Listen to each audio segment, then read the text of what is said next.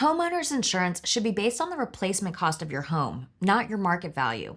Market value reflects what your home would sell for, including the land it sits on and current real estate conditions. Insurance doesn't cover land and doesn't care what a buyer would pay.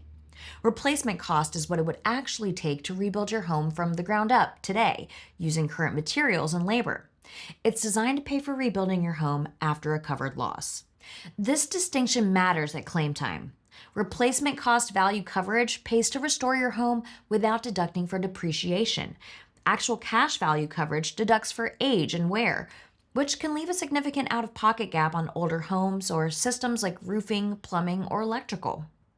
When reviewing a policy, confirm whether the dwelling coverage is written on a replacement cost basis or actual cash value. Most customers are better off with replacement cost value.